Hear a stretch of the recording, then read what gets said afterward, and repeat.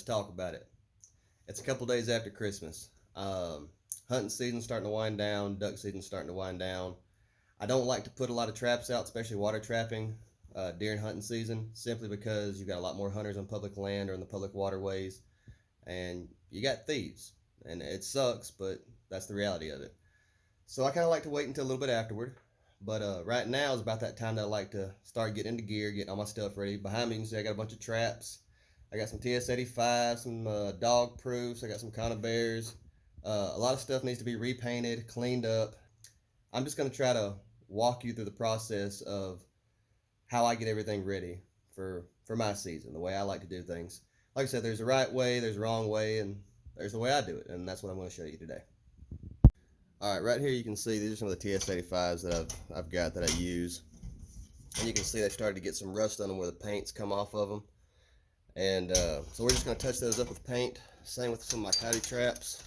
They got a lot of dirt, so we're going to take these to the car wash and just kind of clean them up with the pressure washer, get all that mud off and everything. We got some traps here that you can see some of the paint's been rubbed off on some of these 110s. I got a whole bunch of conibears that I have used already and caught beaver in them, but I haven't painted these yet compared to the other ones. So we want to paint them to protect them and keep them from rusting too far. You want that little bit of initial rust on there for the paint to stick. We're going to clean our dog proofs up.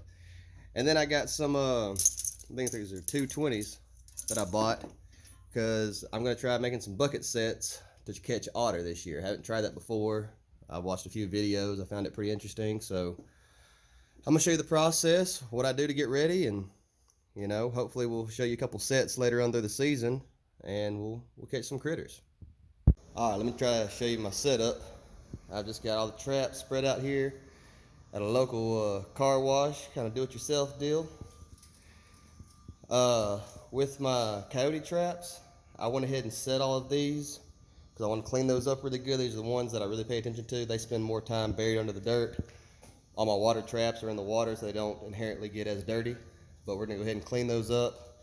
The dog proofs, we're going to clean them up a little bit. I got some more at a buddy's house that we'll clean up later. But yeah, so we're just going to cut the pressure washer on and start spraying these things down.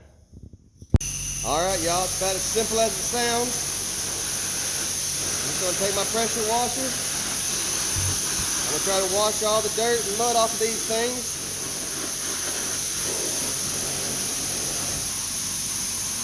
I'll give you a look when I'm done, and this way I don't have to fight over the noise. All right, that's that. Everything's good and cleaned up. We got a lot of the dirt and stuff that was caked around some of the springs and knocked some of that loose rust off. We set all the traps off. Now, one of the things I want to show you, where'd it go? All right, here's a perfect example. We use these wolf fang anchors. A lot of times you'll get this, just a piece of mud. They get stuck inside. Makes it hard for us to be able to put our pole in there and hammer these things down, so it's good to go ahead and wash those out. This has been working for me, so if you don't have other options, kind of like I don't, this is a good way to get your traps cleaned up. All right, I've got to show you all this real quick.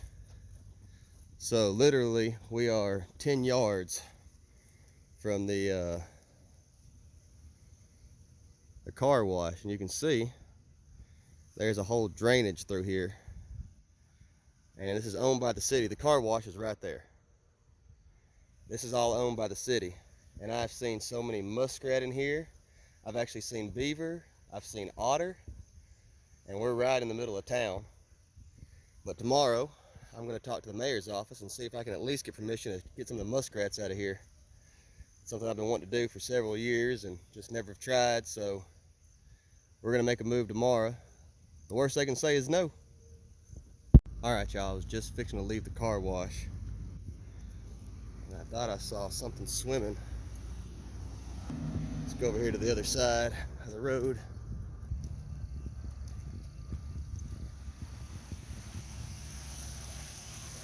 Right there.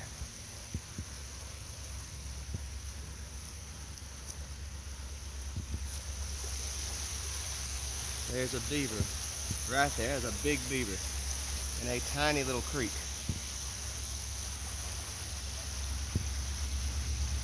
I gotta get permission to trap this. Well, all right, that got me excited seeing that beaver down there. Like I'm all jacked up, and I'm gonna use that footage to show the mayor, and hopefully convince him that if somebody doesn't start, taking care of these beaver and stuff, they're gonna clog those drains and those underpasses, those little bridges and stuff, and maybe more of a headache than just letting no coon dick go out there and set a few traps. So we'll see how that works out. But right now, I'm gonna show you what we're doing right here with these traps.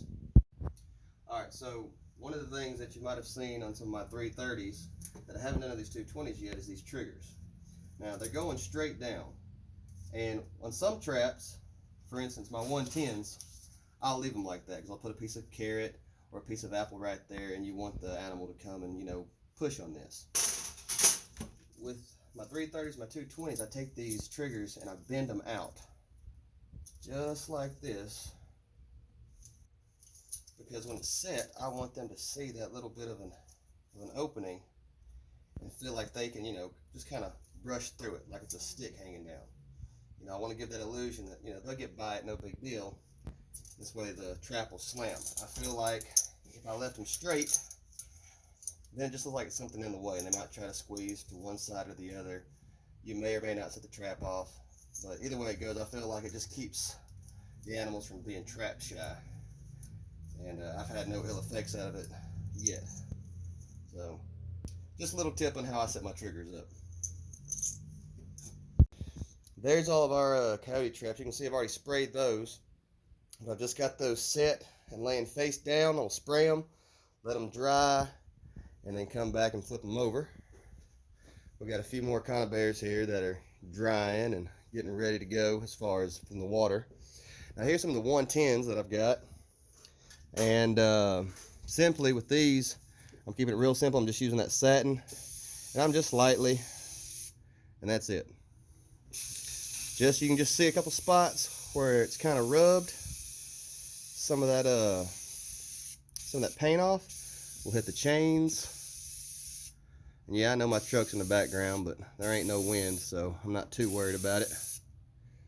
But that's it. Just barely hit these things. All we're trying to do is make sure that our traps aren't rusting too much. They're inherently going to get a little bit of rust, but we're going to use this paint to prevent the rust from being too severe to where our traps aren't effective anymore. I've personally never had an issue out of just painting them.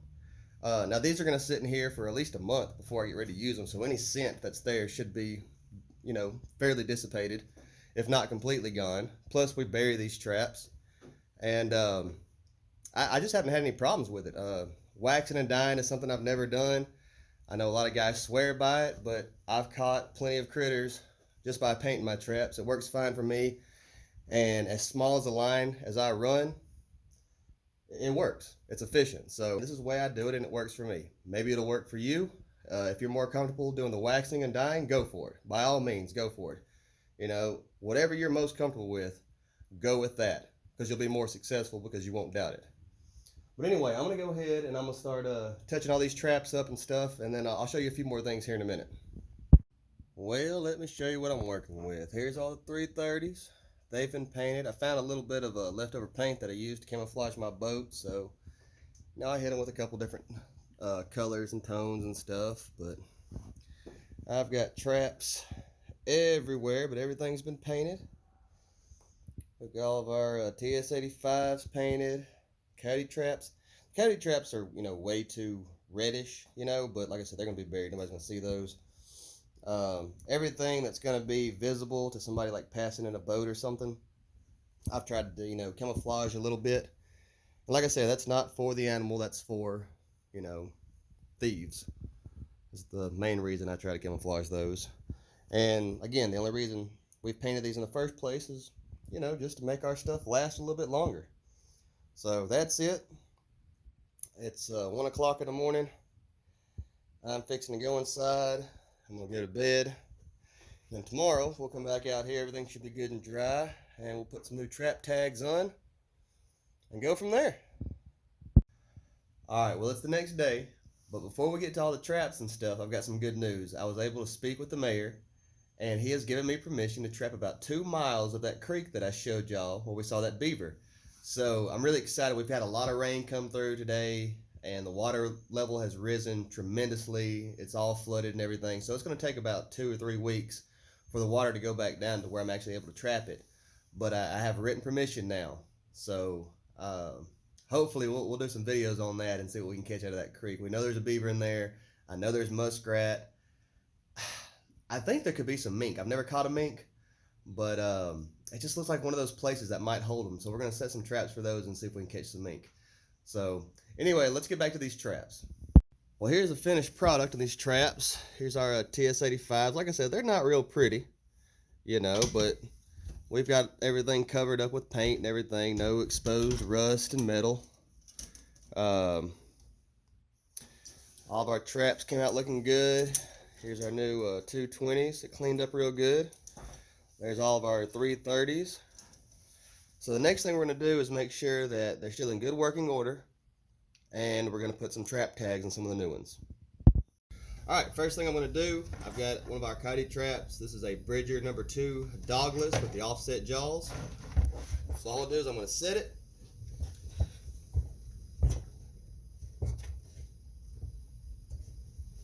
Alright, now what we're going to do is we're going to make sure that the night latch engages correctly. You got that little click. Alright, so everything looks good. Trap looks good. It's going to lay nice and level. And we're just going to pull the trigger here. There we go. Sets off just fine, just like it's supposed to. Barely any pressure, maybe 3 pounds of pressure to set that trap off, which is exactly what we want. So we'll go through some more and make sure they're all doing the same thing. Alright, here's our TS85. This is also a dogless trap. These are much more of a pain to get set than those little number 2s, especially by hand, but we're going to go ahead and try to get her thrown down into place. These are not night latched, so that's set pretty good. Alright, now with the night latch, you've got a little groove right here on your dog, or on your pan rather, that is just a little bit lower than the rest, so that you can hear it audibly click into place. This doesn't have that, so what I'm going to do is I'm just going to kind of pull it down. I got to be careful here so I'm doing it right. And I like to pull it about halfway on the jaw of that trap, if you can see that. So that trap's set, good to go. These are huge traps. Now we're just going to fire the pan off and make sure the action's right on it. No problems from the paint. And there we go. It's a little shaky, but you know, from the table shaking and everything, but all in all, that's solid, good to go. I'll go through the rest of these off camera and stuff, and then I'll show you what I got to do as far as tagging these traps. Alright, now I've got our trap tags right here, and these just have my conservation ID number here in Alabama. That's all that's required. I think I ordered these from Funky Trap Tag and Supply. I think I got 100 for like maybe 20 bucks. It wasn't much, I know that. But now what you can do is you take the tag in, take a little piece of wire, and have it hanging. The problem with that I've run into is these things get tore off real easy. So what I like to do is I'll just bend it inside of here. If I can get a good bend started. And I just roll them up on top of themselves. So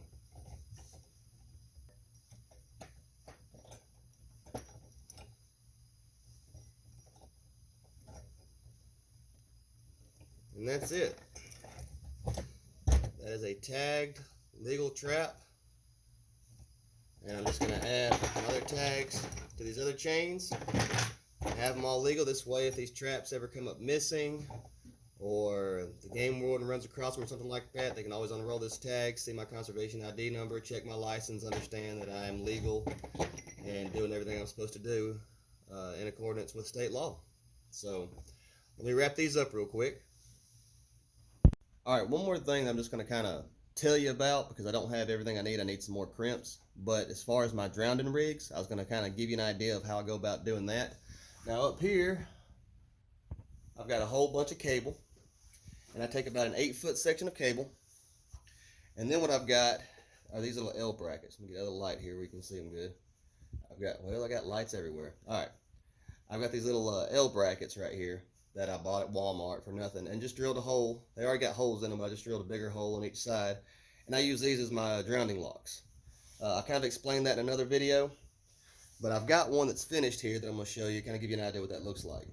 All right, so here's a completed drown rig that I've got wrapped up, and all it is about, like I said, an 8-foot section of cable. Let me get this thing untangled. All right, so about an 8-foot section of cable. On one end, I've crimped a loop. Okay. Then I slide on my drown lock, and then I've got another loop. That drown lock is just like I demonstrated before in one of those trapping videos. If the animal wants to come, we'll have it set this way, so this is where the weight will be at this end. If it wants to come down the cable, it has no problem just sliding down. But if it wants to come back up, the angle on this is going to make that thing pinch, and it will not come up, and that'll keep the animal, whether it be a beaver, otter, muskrat, whatever you're trapping, it'll keep it down there at the bottom, and they will drown. And that's just a good way to dispatch your animal and keep the animal out of sight of people. You know, you got some people that get upset seeing a dead animal. You got some people that might want to come steal things out of your traps. So it's just probably the best way to dispatch animals when you're water trapping, in my opinion, besides a conibear. But it definitely keeps them out of the way of the public eye and stuff. So it's really simple. Like I said, I got to buy some more crimps before I can finish making these. And these crimps are real simple. I just get them and I smack them with a hammer, and it works. So then I use quick connects on everything to attach them to my traps and attach them to my my little anchoring rod, and that's it. So that's pretty much it. That's how I get set up. You know, I was going to show you how to make these bucket traps that I'm going to experiment with, but this video's gone a little bit longer than I planned for it to. So I'm just going to do a whole nother video on that. So we might try to get to that tomorrow, and I'll show you how to make these bucket traps for these 220s, and hopefully we'll set them out and have some success with them. So anyway, that's it, y'all. If you like the video, you know, hit that like button, subscribe to the channel. That always helps me out. And check back in, and I'll have some more stuff posted for you.